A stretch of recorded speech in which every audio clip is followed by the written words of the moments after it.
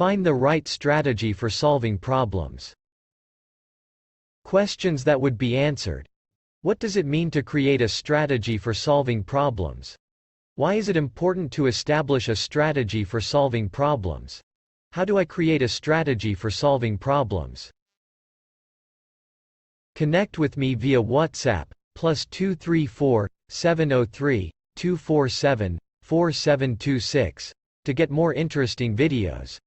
Please, to support our ministry, remember to like the video, and also find it in your heart to subscribe to our YouTube channel and then gently tap the bell to turn on the notification, so as not to miss out on the next videos.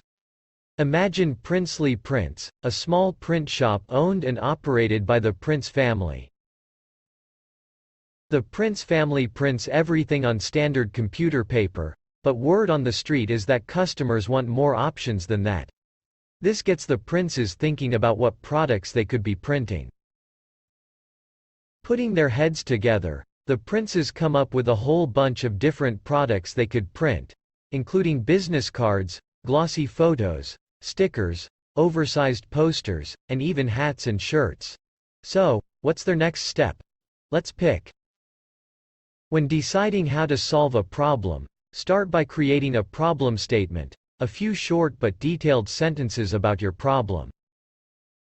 From there, you can identify objectives and key results, or OKRs for short, to establish what you want to achieve, aka your objectives, and how you'll know when you've achieved it, aka your key results.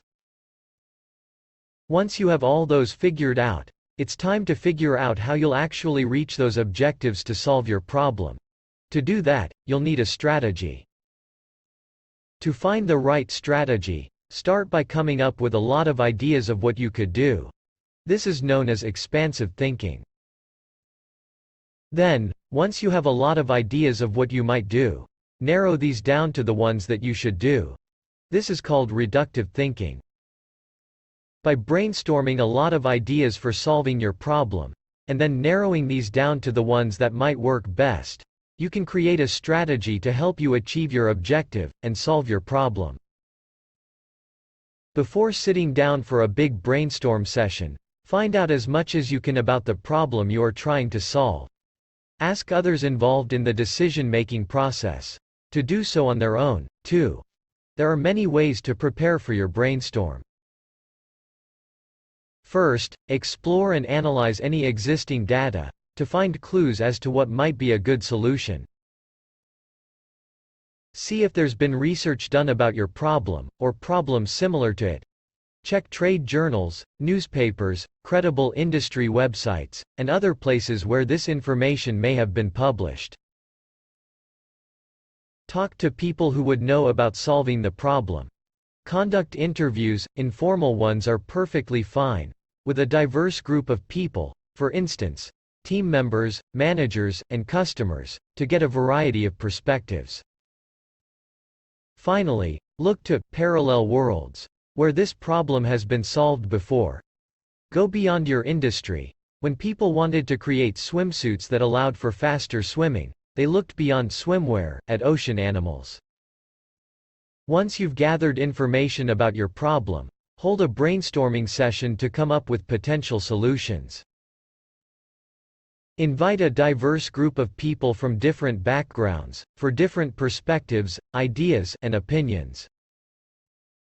Be sure to also invite the people responsible for creating the solution, or who have to live with its consequences. Brainstorming is great for generating ideas, but it can be challenging. Luckily, there are a few things you can do to ensure your brainstorm is focused and productive. First, identify someone to lead and facilitate your brainstorming session. Without a leader and facilitator to keep everyone on task and enforce any rules agreed to by the group, the meeting can become chaos. Additionally, someone should be taking notes and acting as timekeeper to ensure the meeting stays on track. Depending on the size of your brainstorm, these could all be separate roles, or one person running the whole show. Make sure everyone knows when it's time for coming up with lots of ideas, no matter how big or small. Expansive thinking And when it's time to narrow those down, reductive thinking. Tip: to get started with the brainstorming, think about what you addressed in your problem statement, and how you might achieve your objectives and key results. Then, discuss possible strategies for achieving your OKRs. This is the time for expansive thinking. Once you've brainstormed a list of potential solutions, lay them out in a solution tree, a structured way to organize your objectives, and how you will get there, your strategy. Start by writing your objective, like, increase sales. Create branches from that objective, that list different solutions you've thought of, like, increase sales of our existing items, and, start selling a new item.